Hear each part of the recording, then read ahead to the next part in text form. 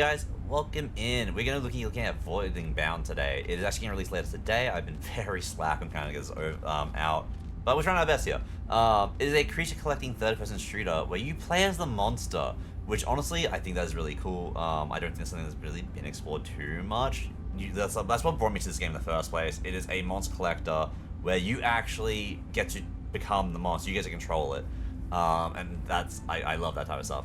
I played a bit of the demo where we got access to two of our little voidlings. We got the qucik, which are long-range and fast-moving birds that are great at zoning enemies. They usually have like a pool. They drop like a pool of whatever element they are on the ground. And our gilliks, which are little lizard boys.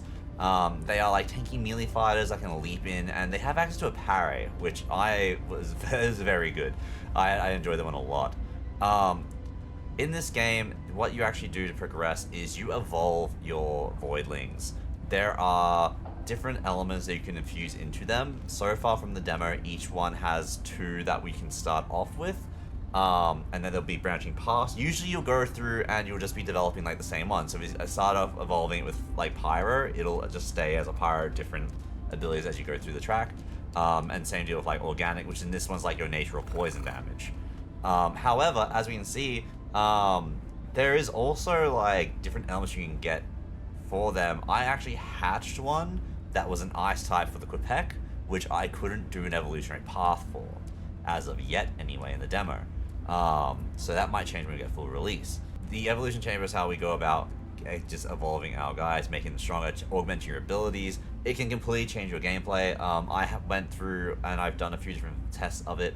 And like I had a Gillik that was just like rapid fire shots and then just run around meleeing, to one that his primary fire changed to these 5 orbs that would just pass through enemies and just deal like apply burn damage, but the range and the like how much damage actually dealt with was drastically different. So that's one thing to get used to. This game also has a 3-room enhancer. This is actually where you go to just give a permanent upgrade to the species of a voidling as a whole. So every qucik gets the benefit of these upgrades, just like every Gillik will as well for the Gillik side of things. They are completely just for the species, and it's just where you get your permanent power, because otherwise you have to level up your voidlings individually just running through missions. At the hatchery, you'll be able to hatch up to 5 eggs at a time, and sometimes you might get lucky and find a voidling that has a special nature that will give them just improved stats from the word go. There's 3 distinct rarities to look out for. I actually got really lucky and I got one that was yellow, which I believe is like the middle ground. And as you can see here, we have the sanctuary. This is where you can pat your voidlings and just watch them walk around and hang out. I thought this would be a nice little place to sit here and record while we just went over the stuff.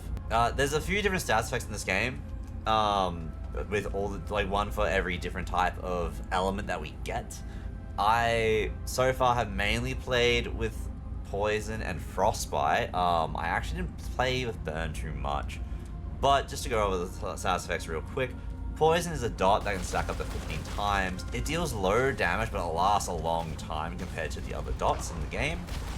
Burn is a dot that stacks 5 times and deals high damage, but it expires very fast. So it is quite literally just burns through the enemy. Frostbite is a dot that stacks 5 times. Once you hit 5 stacks though, it is consumed and the enemy will become stunned, which can give you some breathing room because the stun is actually quite substantial. Static stacks up 5 times. Once it reaches all stacks, it'll just deal massive damage on the next hit, and you just continue on restacking and then apply it again. Disintegrate stacks up 5 times. After 5 stacks, instead of consuming, every additional stack after the 5th will deal more damage. And then we have sleep, which is sleep. You know, you just make the enemy become immobile for a while, they'll take a snooze, and they just won't do anything until you attack them again. At the moment in the demo, we have 2 out of the 4 enemy factions, which are the Lessian spawns, which are a living plague, basically like just walking tumors, which we can burn them out, or, you know, poison them out with organic and pyro damage. And the gen bots, which are military drones that have been infected, and we can freeze them or hit them with cyber, which is kind of like electricity in this game.